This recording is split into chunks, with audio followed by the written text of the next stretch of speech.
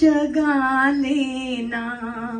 ओ मानव इस जग में कुछ धर्म कमा लेना। यह मानव तन पाया कुछ लाभ उठा लेना। अस्थिर बचपन तेरा और झूठी जवानी है। अस्थिर बचपन तेरा और झूठी जवानी है। धन दौलत और वैभव स्वप्ने सी कहानी है। प्रभु नाम ही शाश्वत है। प्रभु गीत तू गा लेना। ओ मानव इस जग में कुछ धर्म कमा लेना। यह मानव तन पाया कुछ लाभ उठा लेना। नमस्कार।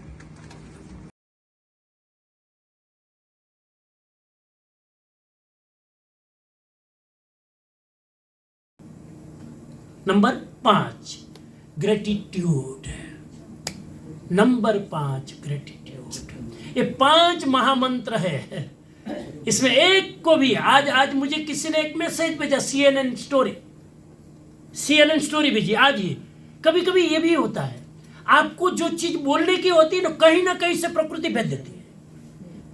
मुझे ग्रेटिट्यूड में बोला था, किसी ने पूरा CNN का रिसर्च आर्टिकल भेजा और उसमें लिखा है, मैं बता दूं जो याद रहा उतना, आर्टिकल आपको चाहिए तो मैं भेज दूंगा। उसमें लिखा है कोई बात नहीं, उसमें लिखा है कि ग्रेटिट्यूड आदमी को डेथ को पोस्टपोन करने का पावर देता है। प्रयोग किया गया, आ गया। वाह, gratitude, thank you so much. Computer ને થેન્ક યુ કહેવું પડે। Thank you technology, thank you. તમે અમારું કેટલું ધ્યાન રાખો છો। ग्रेटिट्यूड ऐसा प्रयोग किया गया 75 to 96 की महिलाओं पर प्रयोग किया गया। 75 to 96 और करीब CNN का रिपोर्ट कहता है ऐसी 5000 महिला पर प्रयोग किया गया कि जो महिलाएं इस उम्र की 75 to 93 जो महिलाएं रोज ग्रेटिट्यूड करती थी उसकी एजिंग प्रोसेस स्टॉप हो गई। उसका आयुष्य इतना बढ़ गया कि जो भी छोटे मोटे कॉम्प्लिकेशन थे उसकी लाइफ में खत्म हो गया। डॉक्टर ने कहा कि तुम्हारी स्थिति ऐसी है कि 4 आर्टरी ब्लॉक है, तुमको कभी भी हार्ट अटैक आ सकता है। उस आदमी ने बिना कोई ट्रीटमेंट किए 10 साल निकाल लिए, only for gratitude. Gratitude most important चीज है। याद रख लो मित्रों, आपकी मेहनत से आपको नहीं मिलता है, आपकी बुद्धि से आपको नहीं मिलता है। अगर बुद्धि से सब मिल जाता तो बुद्धिशाली तो हमारे से बहुत है। डिप्रेशन के शिकार एक कोने में घर में बैठे हैं।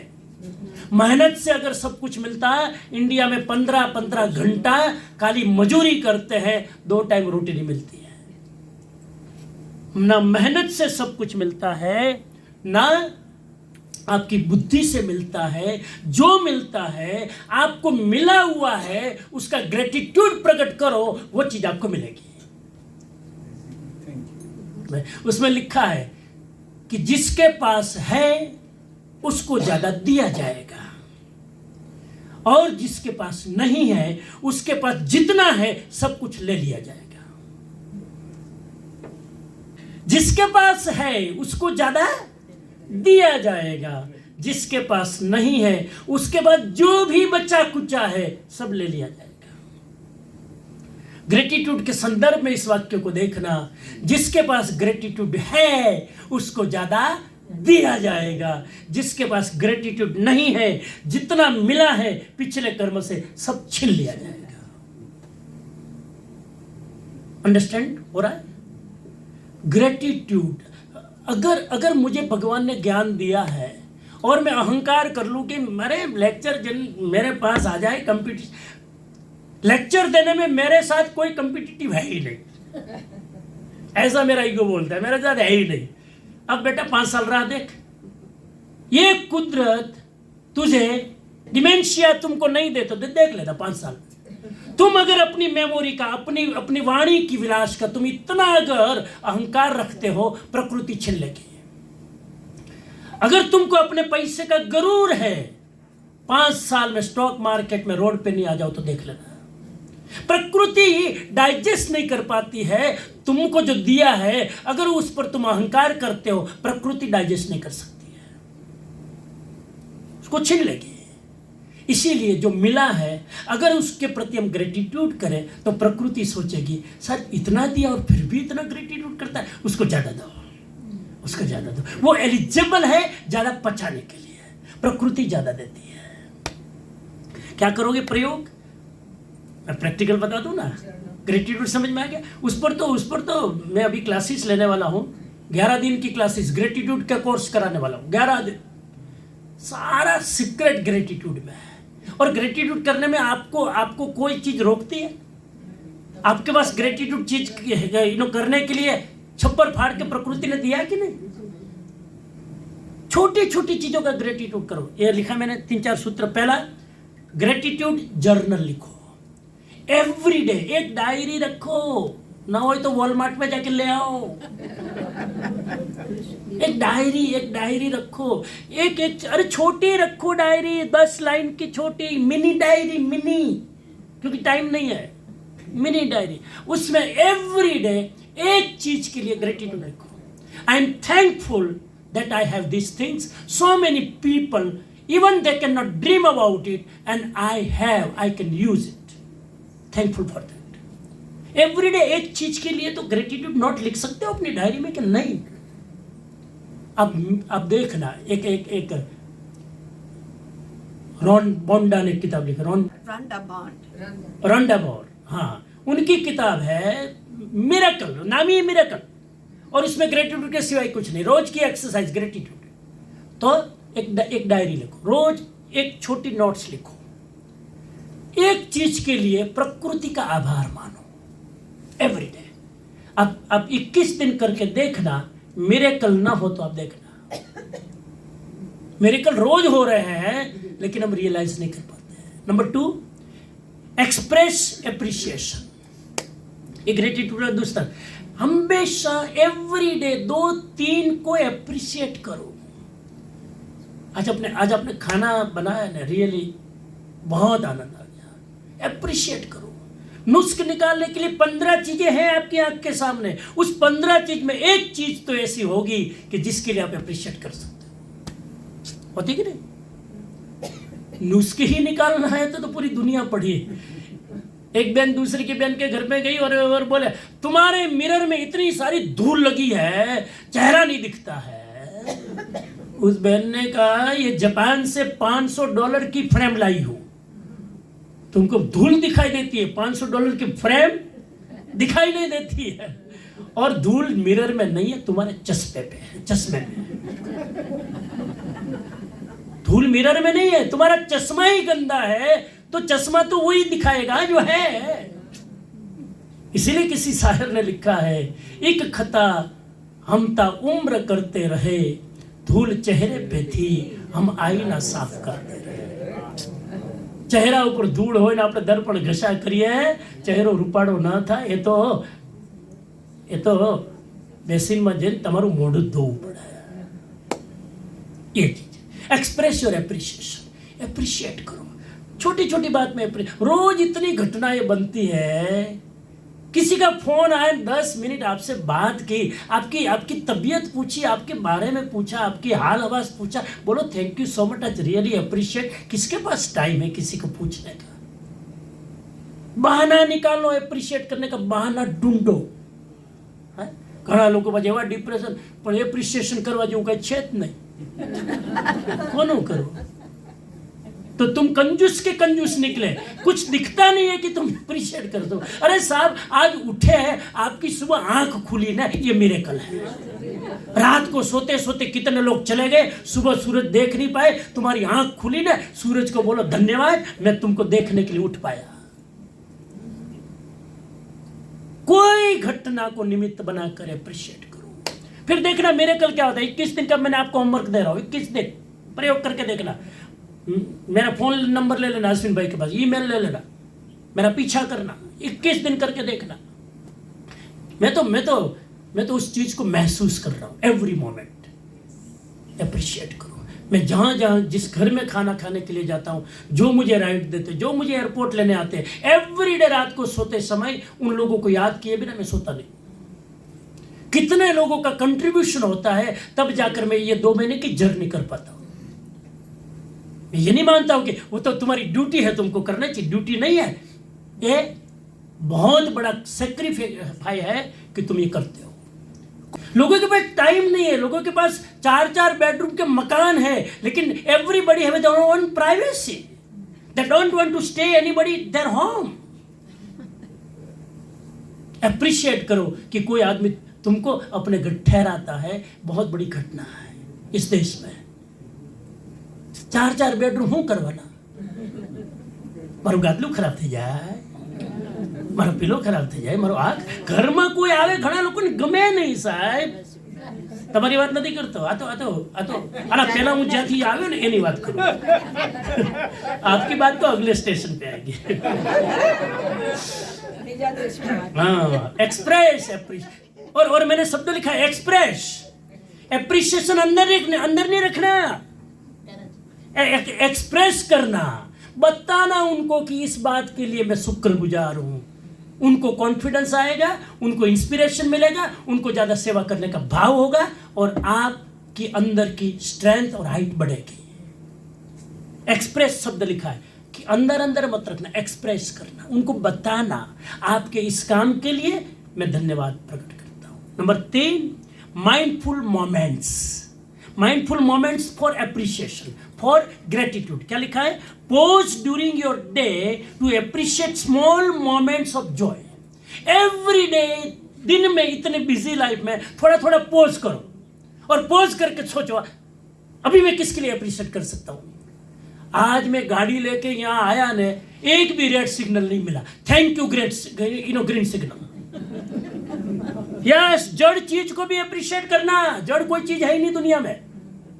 आज मुझे ग्रीन सिग्नल मिला साहब, ट्रैफिक मिल सकता था इवनिंग टाइम में, मैं आराम से निकल गया।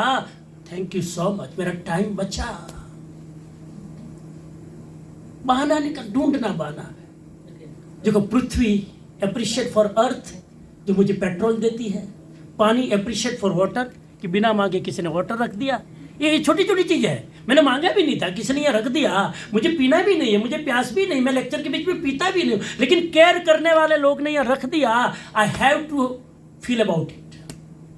पानी, अग्नि के लिए अप्रिशिएट करो। अग्नि नहीं होती और पेट में आदिम जमाने की तरह अगर कच्चा खाते तो हम पचा नहीं सकते थे।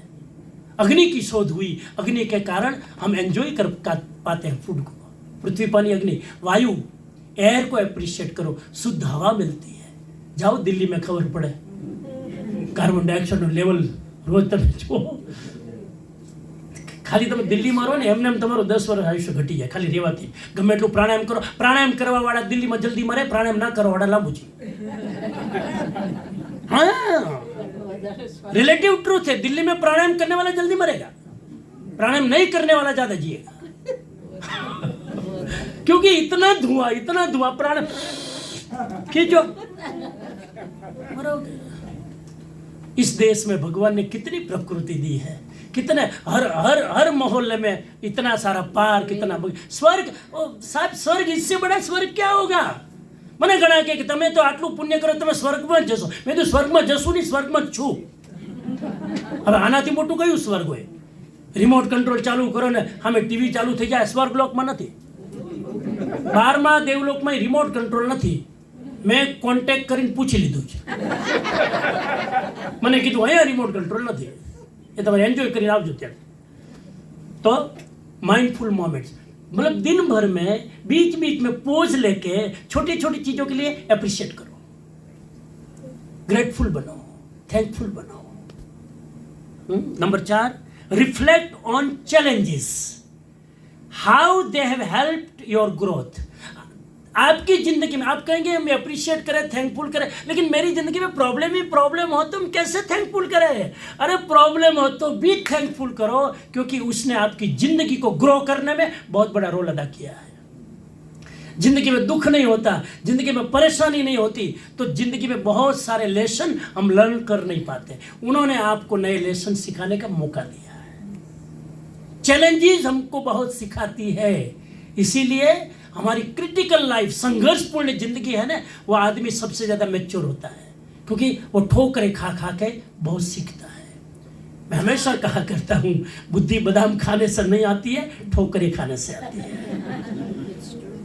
बादाम खाने से आती तो हमारे तो ये क्या बोलते हैं, ये दुबई ने ये सब, वहाँ तो ये सारे मेवो ત્યાં જ બધું થાય છે ને, તો એ લોકોને તો કઈ પ્રોબ્લેમ જ નહીં। ये तो બદામના કોથળા ઉપર જ સૂવે છે। બદામના કોથળા ઉપર સુવાથી મેમોરી બૂસ્ટઅપ ન થાય, એ થાય તમે ભાવથી એપ્રિશિએટ કરો। તો હાઉ જે ચેલેન્જીસ લાઈફમાં આવે છે, જે લાઈફમાં પ્રોબ્લેમ આવે છે, એ એક અલાર્મ વોચ છે, તમને જગાડે છે। એનાથી માણસ જો જાગી જાય તો એનું કામ થાય। આ 5મું સૂત્ર છે ग्रेटिट्यूड।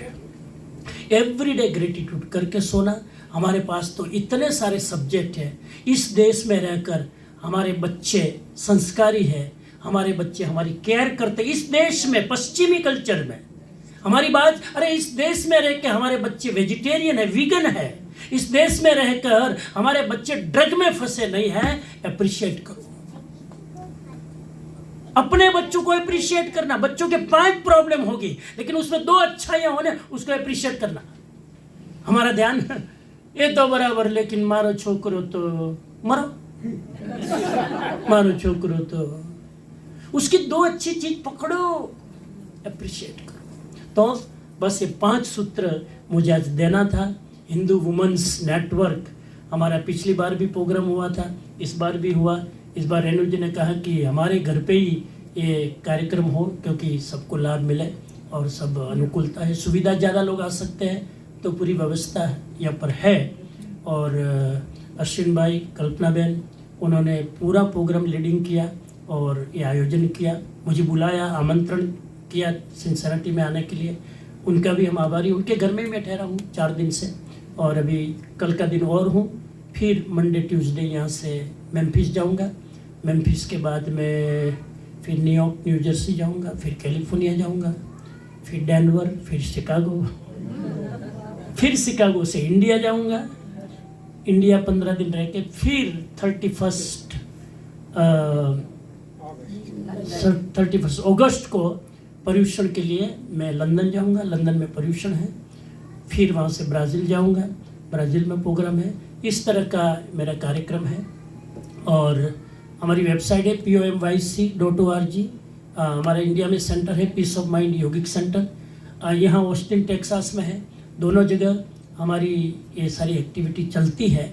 बस ये मेरा कार्यक्रम है। आज रेणु जी ने, और क्या नाम, अरुण भाई, उन्होंने बोला कि अरुणपति, अरुणपति बोल दो, रेणुपति नाम। हाँ, तो उन्होंने, और बहुत काफ़ी हमारे रेणु जी के बारे में सुना। कल्पना बहन मुझे बार बार बता रहे थे कि इतने एक्टिव लेडी है। पूरा हिंदू नेटवर्किंग इस अमेरिका में, ये हिंदू वुमेन्स का इतना काम करना, लेडीज़ का काम पुरुषों से भी बहुत मुश्किल है, बहुत मुश्किल। सब लेडीज़ को साथ लेकर चलना, उनके साथ मिलकर काम करना, तो ये बहुत बड़ा एक इंडिया का अम्ब्रेला है हिंदू नेटवर्किंग। यहाँ पर ये वुमेन विंग का जो पूरा काम संभाल रहे हैं, वो बहुत बड़ी बात है। और उसमें काफ़ी मेंबर्स जुड़े हुए हैं, तो जितना हम अप्रिशिएट कर सके बहुत अच्छी बात है। क्योंकि विश्व हिंदू परिषद, हाँ, और विश्व हिंदू परिषद है, ऑफ कोर्स विश्व हिंदू परिषद के बैनर के नीचे ये वुमेन विंग जो है बहुत अच्छा काम कर रही है। काफ़ी नेटवर्क है, वो मुझे बता रहे थे पूरे अमेरिका में काफ़ी महिलाएं उसके साथ जुड़े हुए हैं। तो ये आपकी सेवा, आपका मिशन आगे बढ़ता रहे, काम करते रहे, ऐसी सद्भावना के साथ। 2-4 मिनट, कोई क्वेश्चन हो, कोई बात छूट गई हो, कोई डाउट रह गया हो, कोई पूछना रह गया हो, तो वेलकम। उसके बाद मंत्र सुनकर कुछ सूचनाओं के साथ कार्यक्रम पूरा करेंगे। Any question for 5 minute. could lead to some sort of isolation, thus loneliness. Can you share your thoughts? Yes, बहुत अच्छा क्वेश्चन है। अमेरिका में एक बहुत बड़ी प्रॉब्लम आजकल है लोनलीनेस, और स्पिरिचुअलिटी के कारण वो लोनलीनेस कई बार बढ़ती है, क्योंकि स्पिरिचुअलिटी में जैसे डिटैचमेंट की बात की, भाई आदमी डिटैच हो, तो एक तो ऑलरेडी आदमी डिटैच है और इसको सिखाया जाए कि डिटैच हो, किसी के साथ अटैचमेंट मत रखो, अपेक्षा मत रखो, फिर अकेला आदमी क्या करेगा, तो डिप्रेशन में जाने के चांसेस होते हैं, लोनलीनेस होता है। देखो बहुत इंपॉर्टेंट बात है, इसके लिए दो चीज़ें ध्यान में रखनी चाहिए। पहली बात है, आदमी को अपनी कंपनी एंजॉय करना सीखना चाहिए। हम हमेशा पूरी जिंदगी दूसरे के साथ जीने के आदी हो जाते हैं, कोई ना कोई हमारे सराउंडिंग चाहिए, तभी हम जी पाते हैं। अकेला जीना इस देश में कल्पना भी नहीं कर सकते। पहले से हम इसे धीमे धीमे आदत डालें। अगर हमारी एज 60 के आसपास होती है, उस समय से एक आदत कल्टीवेट करनी चाहिए कि अकेला रह के भी मैं अपने आप में हैप्पी रह सकूं। एक मानसिकता होती है कि अकेलापन दुख लाता है, योगी के लिए अकेलापन परमानंद लाता है, क्योंकि दो शब्द है, लोनलीनेस, अलोननेस है। हाँ, एकांत और अकेलापन। अकेलापन का मतलब है कि मुझे दूसरे की कंपनी मिल नहीं रही है, आई एम मिसिंग दैट। और एकांत का मतलब है मुझे दूसरे की कंपनी की जरूरत ही नहीं है, I am fulfil with my self, I don't need any company. यह है एकांत। तो 60 के बाद में थोड़ा एकांत को एंजॉय करें, अपनी कंपनी एंजॉय करें।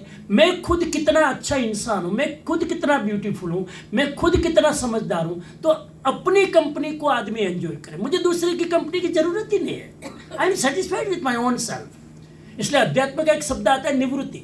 आदमी कभी कभी पेटियों में बैठकर, कभी कभी सन के सामने बैठकर थोड़ी देर आंख बंद करके एंजॉय करे, प्रकृति को एंजॉय करे, प्रकृति से बात करे, भगवान से बात करे, अपने आप से बात करे। दूसरे का अभाव मुझे खटकेगा ही नहीं। तो स्पिरिचुअलिटी एक्चुअली आदमी को अकेला नहीं करती है, स्पिरिचुअलिटी आदमी को लोनलीनेस से अलोननेस में ले जाती है, अकेलेपन से एकांत में ले जाती है। एकांत स्पिरिचुअलिटी है, अकेलापन संसार है। तो अकेलापन नहीं होना चाहिए। तो पहली बात, कोशिश करें अपनी कंपनी एंजॉय करने की। मैं कई बार कहता हूँ ना कि अगर 24 घंटे में आपको 15 मिनट ऐसी मिले कि कोई एक्टिविटी नहीं है, कोई पेपर नहीं पढ़ना है, कोई फाइल नहीं है, कोई काम नहीं, 15 मिनट बिल्कुल आपको कोई काम नहीं है, तो क्या करोगे? कोई काम नहीं तो क्या करोगे? कुछ काम नहीं है, सो जाते हैं। हाँ, अगर कुछ भी नहीं है तो आदमी एक न्यूज़पेपर दूसरी बार पढ़ेगा। ऑलरेडी पढ़ लिया सुबह चाय पीते पीते 2 घंटा, फिर पढ़ेगा, क्योंकि आदमी अकेला रह नहीं सकता है। अब मैं मजाक में कहा करता हूं कि आप अपने साथ बैठने में इतना बोर हो जाते हो, तो आपके साथ बैठने वाला कितना बोर होगा? Enjoy your own company, number 1। Number two, कुछ ऐसे स्पिरिचुअल प्रोग्राम ग्रुप में करो, जैसे ये सत्संग है, इसमें कोई अटैचमेंट नहीं है, एक हेल्दी, एक सात्विक प्रोग्राम है। ग्रुप में प्रोग्राम होना जरूरी है, उससे हीलिंग होता है, उससे हम अपनी फीलिंग को शेयर कर सकते हैं। तो without attachment group activity spiritual दुनिया में होनी चाहिए। सत्संग हो, भक्ति हो, मेडिटेशन हो, ये सब ग्रुप में होना चाहिए। मेरा एक हमेशा एक वाक्य रहा है कि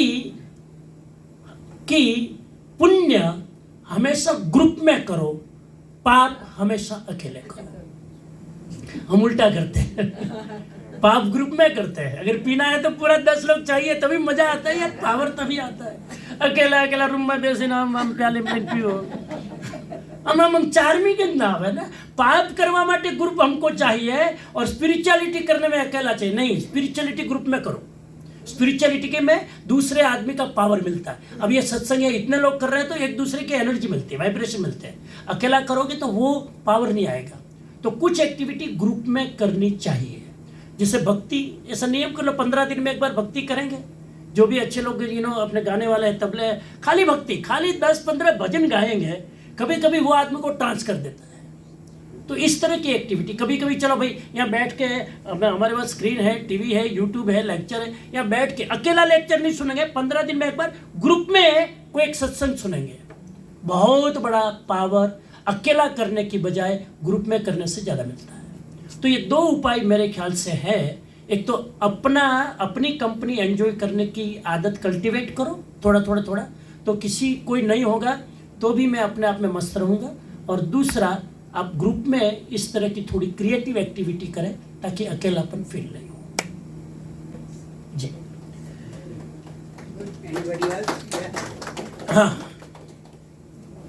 इतने लेक्चर्स हमने सुने अपनी लाइफ में, दिस इज वन हमने कहा इतने लेक्चर्स हमने सुने हैं अपनी लाइफ में, अटेंड किए हैं प्रवचंस, this is the best thank you. informative lecture that I have attended. And I must say that what you are saying is इतनी useful tips हैं ये कि अगर हम सब लोग थोड़ा सा भी अपना लेंगे तो जीवन बड़ा सुखमय होगा। और हम सोच के आए थे कि क्या सब्जेक्ट होगा, क्या बोलेंगे आप, और आपने बिल्कुल प्रैक्टिकल जो डे टू डे की यूजफुल टिप्स थे वो हम लोगों को पहुंचाए, हमको दिए, उसके लिए हम सब बहुत आभारी हैं आपके। और आपसे एक रिक्वेस्ट है, वो ये है कि आप ये बताइए कि कुछ ऐसे पॉइंट्स बताइए कि बच्चों को किस तरह से हम लोग स्पिरिचुअलिटी के कुछ गाइडेंस दें, कुछ टिप्स, गाइडेंस टिप्स अगर आप बता सकते हैं जो कि छोटे बच्चों को शुरू से बताएं। ये तो यूँ देखें तो थोड़ा लंबा विषय है, लेकिन फिर भी प्रश्न जब पूछ ही लिया है तो बच्चों के लिए 2-3 चीज़ें हम कर सकते हैं। पहली चीज़ तो अगर बच्चे छोटे हो ना तो उनको अपनी लैंग्वेज सिखाओ। लैंग्वेज के अंदर पूरा का पूरा कल्चर, स्पिरिचुअलिटी, रिलीजन सब छिपा है। When we miss the language we miss the culture. तो होना चाहिए कि बचपन से आपका बच्चा घर में इंग्लिश तो सीख लेगा, बाहर जाके बच्चा जैसे स्कूल इंग्लिश तो सीख ही लेगा। बच्चा घर पे है तो why don't you speak your own language, your मातृभाषा। हिंदी में बोलिए, क्योंकि अपने सारे शास्त्र ओरिजिनल भाषा में है, संस्कृत में है, हिंदी में है, वो सब में है। तो एक तो लैंग्वेज बचती है तो कल्चर बचता है, ऐसा मैं पर्सनली मानता हूँ। तो वो बचपन में घर में बच्चों के साथ हिंदी में बोलिए ना आप। अब कई बार ऐसा होता है, मैंने देखा अमेरिका में, कि बच्चे हिंदी में बोलते हैं, माँ बाप इंग्लिश में जवाब देते हैं। या because is more convenient for parents. पर बच्चे सीखना चाहते हैं, और फिर वही बच्चे जब इंग्लिश में बोल बोल के इनकी आदत डाल दी, उन्हीं बच्चों को फिर हिंदी लैंग्वेज सिखाने के लिए हिंदी क्लासेस में भेजेंगे। अब वो ग्रामर सीखेगा, सब सीखेगा। 10 साल के बाद में कोई भी बच्चा नई लैंग्वेज जल्दी नहीं सीख सकता है। बचपन में बच्चे की इतनी एबिलिटी है, एक साथ 5 लैंग्वेज सीख सकता है, एक साथ। तो बचपन में से वो आदत डालें, नंबर 1। नंबर 2, जो चीज़ें आपको बच्चों को करानी है, बच्चों को उपदेश देने की जरूरत नहीं है, वो चीज़ें खुद करनी शुरू कर दो। आपको करनी भी नहीं है, बच्चों को संस्कार देकर ड्रामा करो। मैं यहाँ तक कहता हूँ, ड्रामा करो। आप मेडिटेशन 5 दिन, बच्चे घर में हैं, घूम रहे हैं, देख रहे हैं, आपको लग रहा है कि बच्चे नोटिस नहीं करें, बच्चे सब कुछ नोटिस करते हैं। उसका सबकॉन्शियस माइंड ब्लॉटिंग पेपर की तरह है। आप खाली 5 मिनट बैठोगे ना, बच्चा 3 दिन नोटिस करेगा, चौथे दिन आपके पास आके बैठेगा नहीं तो देख लेना। तो by practising you can preach your kids, your kids all this things. जैसे ये अभी लड़की की ये कर रही है, सब कुछ सुन रही है, सारा एक्सप्रेशन, सारी फीलिंग उनके पास, सबकॉन्शियस माइंड एक्टिव है उनका, वो जा रहा है। तो ये दूसरी चीज है। तीसरी चीज है, बच्चों को हमेशा एजुकेट करो, कंट्रोल मत करो। हमारी आदत होती है कंट्रोल करने की। एजुकेट करने में टाइम लगता है, कंट्रोल करने में धड़ देगा। जैसे बच्चा मान लो कि स्कूल से आया और थोड़ा टीवी चल, बंद कर, बस खत्म। क्योंकि हम बॉस है ना, पेरेंट्स है, बंद कर। अब उसकी फीलिंग क्या है, उसको प्रोग्राम देखना है, उसको कुछ चीज़ मिस हो रही है, पहले देख लेना दो। मतलब कि बच्चा कोई भी एक्ट करे उस समय रोको मत। रोकने का टाइम रात को सोने के पहले कहानी कहते कहते कहते वो वैल्यू सिखा दो। डायरेक्ट अप्रोच से कोई मैसेज बच्चों को मत दो, इनडायरेक्ट अप्रोच से बच्चों को सिखाओ। इनडायरेक्ट अप्रोच क्या? स्टोरी से। अब आपको टीवी देखना बुरी आदत है, नहीं देखना है। एक कोई टीवी देखने से नुकसान क्या होता है? स्टोरी बनाकर, स्टोरी तो बनानी पड़ती है, तो स्टोरी बनाकर या ऐसी स्टोरी उनको सुनाओ। कोई लेक्चर देने की जरूरत, स्टोरी सुनते ही बच्चा समझ जाएगा ये चीज खराब है। Story telling is the most powerful talent for parents to teach the good things to the children. तो स्टोरी कहो। तो हमारे पुराने दादा दादी इंडिया में क्या करते थे? स्टोरी सुनाते थे। आजकल तो मॉडर्न मॉम को स्टोरी ही नहीं सुना आती है, खुद को ही नहीं आती, क्या सुना उसको। सीखो। और आजकल की स्टोरी की बहुत बुक्स आती है। ये अमेरिका में चल रहे हैं चिकन सूप फॉर शॉल, उसकी बहुत सीरीज चली है। उसमें भी ये सारी ने सारी स्टोरी कहीं ना कहीं घूम घूम के सब कल्चर, ये क्या अरेबियन नाइट्स की स्टोरी, गजब की स्टोरी, बेताल 25 की स्टोरी, 25 स्टोरी बेताल 25 स्टोरी का तो विक्रमादित्य की खजाना है हमारे हिंदुस्तान में। तो स्टोरी खुद पहले पढ़ो, बच्चों को सिखाओ। तो ये 3-4 चीजें अभी आप कर सकते हैं। और बच्चों को थोड़ा प्रैक्टिकल कराओ। बच्चों को थोड़ा प्रकृति बहुत पसंद, घूमने। बच्चों को टेक्नोलॉजी देने की बजाय आजकल बहुत इंडिया में तो ज़्यादा आदत पड़ी है, माँ बाप बिजी है, बच्चे तंग कर रहे हैं, मोबाइल फ़ोन दे दिया, ले बेटा खा ले। उनको खिलाना, मोबाइल फ़ोन दे दो, पूरी 5 चपाती खा जाएगा, माँ खुश। वाओ, ये बहुत खतरनाक आदत है। इसीलिए उनको प्रकृति के साथ जोड़ो, बाहर आउटडोर एक्टिविटी कराओ रादर देन इंडोर एक्टिविटी। ये 3-4 चीज़ें कर सकते हैं। आपके इस एक्सप्लेनेशन के लिए बहुत बहुत थैंक यू। ग्रेटिट्यूड। ग्रेटिट्यूड आज बराबर प्रैक्टिस करनी ग्रेटिट्यूड की। जी अच्छा, हाँ जी।